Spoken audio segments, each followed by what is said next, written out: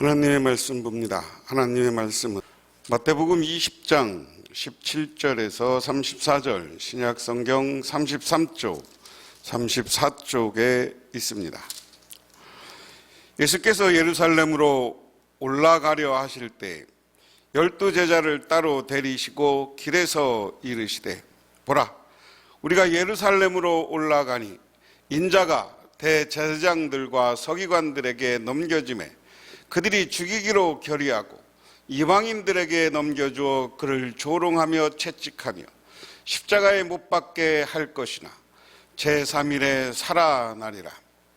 그때 세베대의 아들의 어머니가 그 아들들을 데리고 예수께 와서 절하며 무엇을 구하니, 예수께서 이르시되 무엇을 원하느냐? 이르되 나의 이 두 아들을 주의 나라에서 하나는 주의 우편에 하나는 주의 좌편에 앉게 명하소서. 예수께서 대답하여 이르시되 너희는 너희가 구하는 것을 알지 못하는도다. 내가 마시려는 잔을 너희가 마실 수 있느냐? 그들이 말하되 할 수 있나이다. 이르시되 너희가 과연 내 잔을 마시려니와 내 좌우편에 앉은 것은 내가 주는 것이 아니라 내 아버지는 누구를 위하여 예비하셨든지 그들이 얻을 것이니라.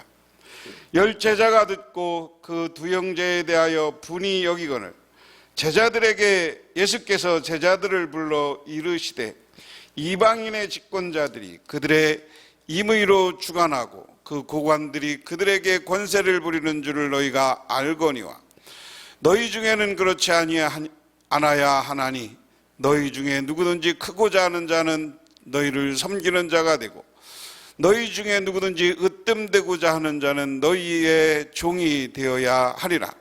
인자가 온 것은 섬김을 받으려 함이 아니라 도리어 섬기려고 하고 자기 목숨을 많은 사람의 대속물로 주려 함이니라. 그들이 여리고에서 떠나갈 때에 큰 무리가 예수를 따르더니 맹인 두 사람이 길가에 앉았다가 예수께서 지나가신 다음을 듣고 소리질러 이르되, 주여 우리를 불쌍히 여기소서 다윗의 자손이여 하니, 무리가 꾸짖어 잠잠하라 하되 더욱 소리질러 이르되, 주여 우리를 불쌍히 여기소서 다윗의 자손이여 하는지라. 예수께서 머물러 서서 그들을 불러 이르시되 너희에게 무엇을 하여 주기를 원하느냐? 이르되 주여 우리의 눈뜨기를 원하나이다. 예수께서 불쌍히 여기사 그들의 눈을 만지시니 곧 보게 되어 그들이 예수를 따르니라. 아멘. 김동길 교수께서 나이듦이 고맙다라는 책에서 이런 내용을 밝힌 적이 있습니다. 나는 어릴 적 다니던 평양의 어느 교회에서 그런 할아버지를 본 적이 있습니다. 요즘은 풍금 페달을 발로 밟게 되어 있지만 당시만 해도 풍금 소리가 나려면 풍금을 연주하는 사람과는 별도로 누군가 풍금 뒤에 숨어서 페달을 손으로 돌려야만 했습니다. 내가 봤던 할아버지는 바로 그렇게 풍금 뒤에 숨어서 손으로 페달을 돌리는 분이었습니다. 그 노인은 평생 그 일을 했습니다. 그러니 아무도 그분을 알아주지 않았습니다. 사람들이 주목해 보이는 이는 풍금을 치는 예쁜 아가씨일 뿐, 더구나 예배 시간에 아름다운 풍금 소리가 울려 퍼질 때면 사람들은 모두 그 아가씨를 찾아가 예쁘다, 풍금을 잘 친다며 칭찬과 격려를 아끼지 않았습니다. 하지만 그 할아버지를 찾아가 수고하셨다고 말하는 일을 한 번도 본 적이 없습니다. 그러나 하나님만은 그 노인네의 숨어서 하는 봉사를 어여쁘게 보셨을 뿐입니다. 그 노인네가 숨어 페달을 손으로 돌리지 않았다면 예배가 제대로 드려지지 못했을 테니 말입니다. 그 노인이야말로 하나님 앞에서만 예배드린 참 신앙인의 예배자였던 것입니다. 오늘 우리가 교회가 많은 이들에게 하나님의 나라처럼 멋있는 곳으로, 아름다운 곳으로 보이고, 예배가 여러 가지 음악이 앙상블이 돼서 아름다운 예배가 되려면 보이지 않는 곳에서 수고하는 이들이 많이 있어야 된다. 오늘 본문 이야기를 제가 제목을 고난인가 으뜸인가라는 제목으로 오늘 본문을 한번 생각해 보려고 합니다. 공관복음서라는 말은 뭐냐면, 예수님이 이 갈릴리 주변에서 활동하시다가 여기 지금 빨간 곳이 있는 곳이 예루살렘이에요. 이렇게 활동해서 이쪽으로 해서 유대로 해서 지금 예루살렘에 들어와서 생을 마치는 것으로 되어 있습니다. 근데 예수님이 태어난 곳은 이쪽 베들레헴이에요. 근데 베들레헴에서 태어났지만 예수님은 이쪽 나사렛으로 가서 자라셨고, 그리고 갈릴리 지방에서 나사렛을 중심으로 해서 이스라엘 사람들, 유대인들에게 활동을 하십니다. 뭐 가이사라, 빌립보, 뭐 여러 가지 이제 여기 빨간 글씨로 되어 있는 게 예수님이 활동하신 것이고요. 이쪽으로 이제 오셔서 마지막으로 죽는 이야기. 예수님이 아까 말씀드린 것처럼 이 예루살렘을 향해서 오신다는 거예요.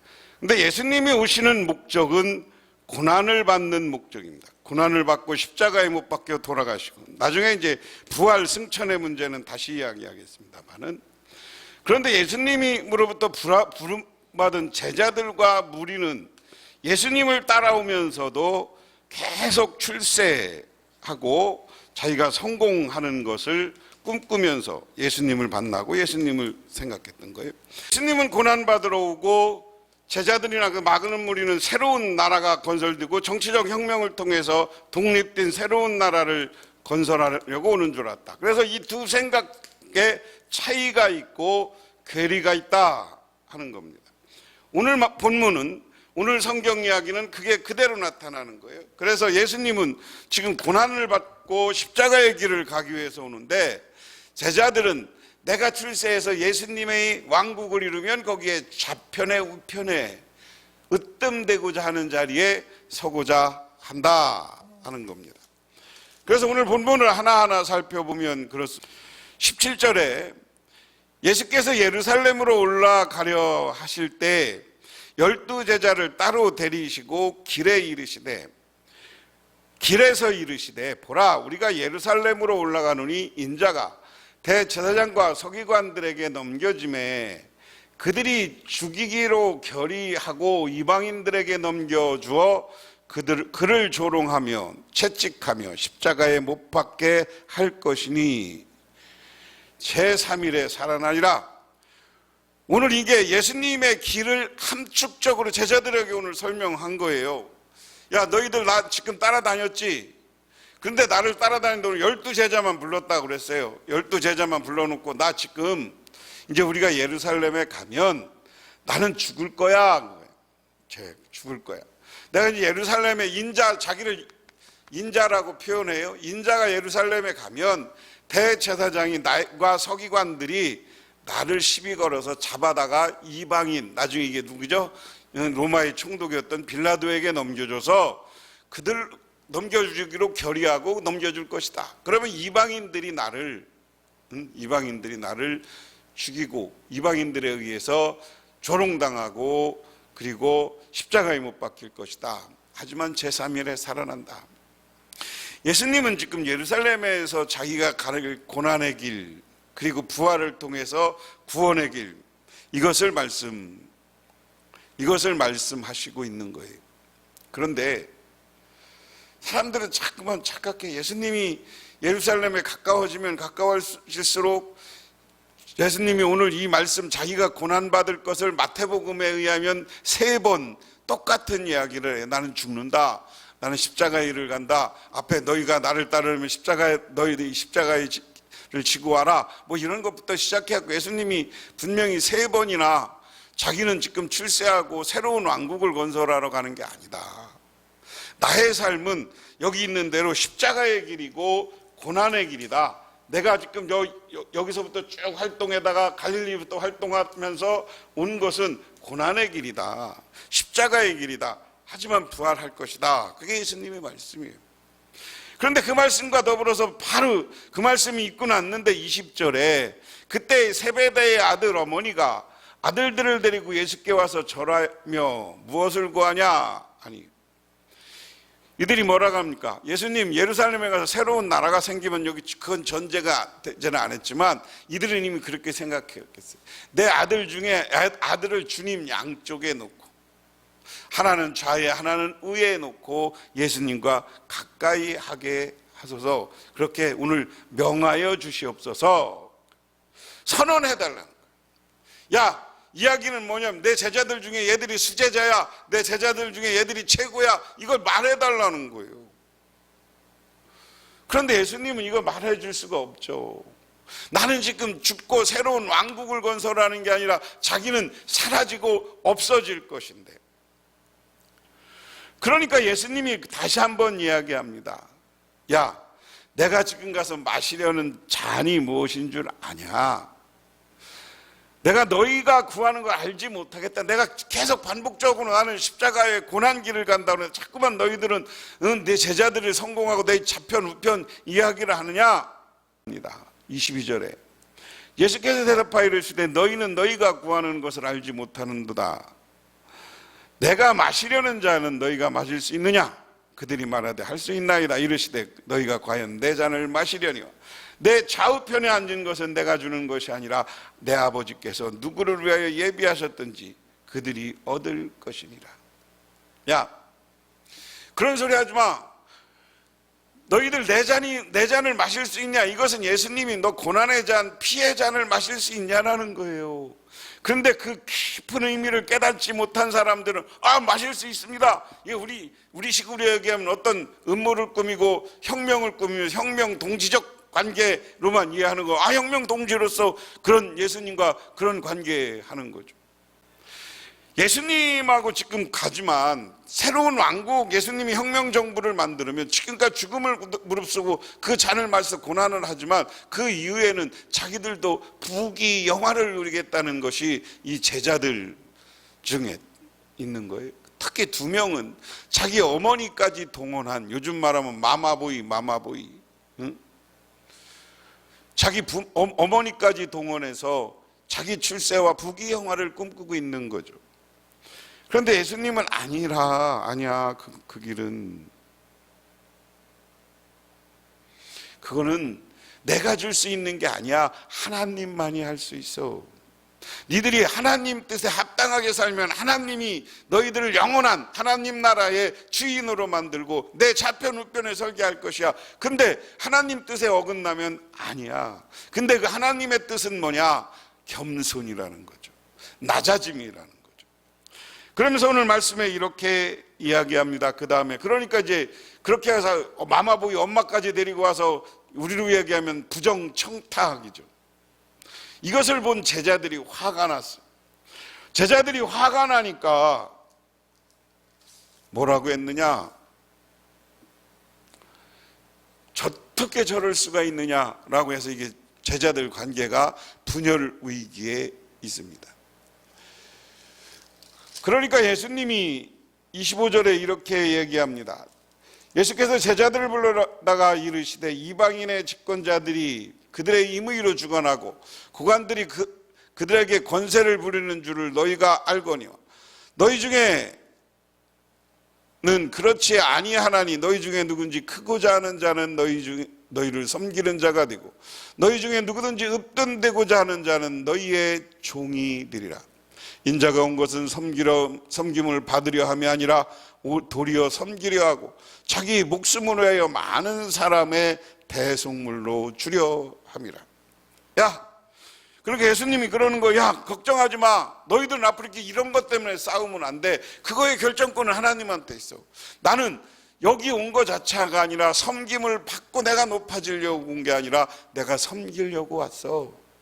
너희들도 섬겨. 그러면 하나님이 너희들을 새롭게 구원해 줄 거야. 새롭게 구원해 주시고 하나님이 천국에서, 하나님 나라에서 너희 자리를 예비해 놓은 거야. 넌 그 자리가 있는 거야. 그러니까 너희들 싸우지 마. 너희들은 하나가 돼서 나의 죽은 후에 나를 전하라는 얘기예요. 그리고서 그들이 여리고를 떠나갈 때 큰 무리가 예수를 따라갔다. 그러니까 예수님이 이제 지금 이 말을 한 건 여리고에, 여기에 사해하고 갈릴리 바다 이 요단강 하류 쪽입니다. 여리고가 여기에. 여기는 굉장히 낮은 지역이에요. 사해가 바다가 웅平 파진 데니까 여리고 여기서 이제 예루살렘으로 올라오시는 중이죠.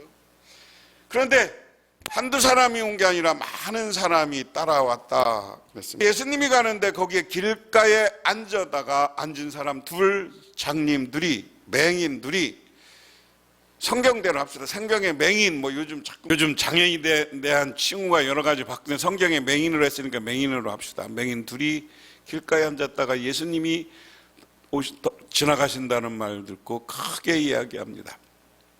주여 우리를 불쌍히 여기소서. 주여 우리를 불쌍히 여기소서.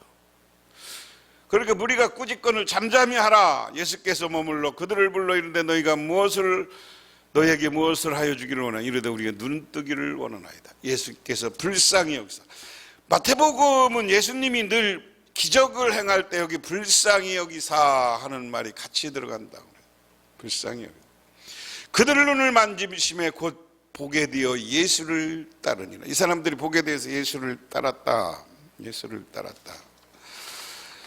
그런데 오늘 중요한 건 그겁니다. 예수님이 이런 괴리가 있는 사람들, 서로 자기 주장을 하던 사람, 출세와 고난, 이것이 아직 해결되지 않고 이 제자 그룹의 갈등이 있는데 예루살렘에 입성하기 전에 장님을 치유해 줬다. 장님을 치유해 줬다는 것은 영적 신앙적 눈을 뜨게 했다. 다시 말해서 오늘 이것은 상징적인 거예요. 왜 마태가 많은 복음서의 기적 이야기를 다른 데다 쭉 했다가 오늘 여기만 장님 이야기, 앞에도 장님 있죠. 장님 이야기를 다시 여기에다가 편집해서 넣었을까?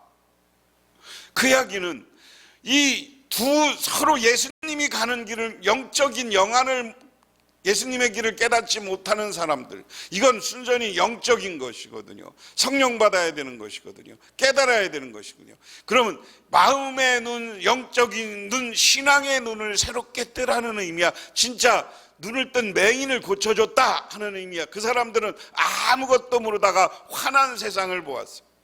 우리도 오늘 말씀에 제자들이나 예수님을 따르던 무리들이 지금 예수님의 십자가의 길을 걸어간다고 하는데도 아직 주변에서는 성공에 심취돼서 성공의 길을 가는 줄 알고 예루살렘으로 가.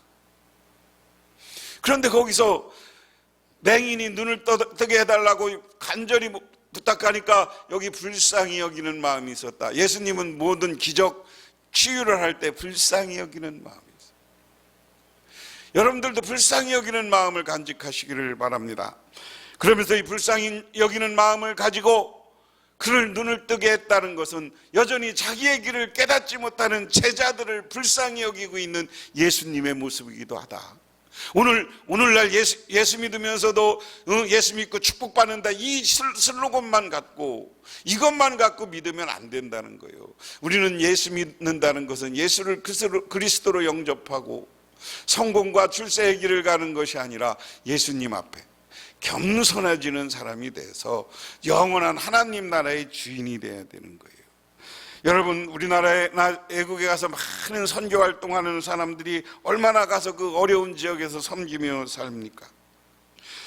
예수님은 당신을 따르는 우리에게도 우리가 무엇을 위해 살아가야 되는지를 묻고 있습니다. 묻고자 하느냐? 너희들이 으뜸이 되고자 하느냐? 아니, 으뜸되려고 살지 말라. 아니, 십자가의 길, 고난이를 길을 기억하면서 겸손하고 낮아지는 사람이 되라. 그리고 다른 사람을 섬기는 사람이 되라. 기도하겠습니다. 하나님 아버지, 고맙습니다. 오늘 여전히 우리들도 예수님의 뜻을 깨닫지 못하고 있지는 않습니까? 오늘 제자들이 예수님의 뜻을 깨닫지 못하고 자기들의 출세와 성공을 꿈꿨던 것처럼 우리들도 그렇다면 회개하고 새로운 영적 신앙적 눈을 떠서 교회를 섬기고 이웃을 섬기고 많은 이들을 섬겨서 하나님께 칭찬받는 우리 모두가 되게 하옵소서. 예수님 이름 받들어 기도드리옵나이다. 아멘.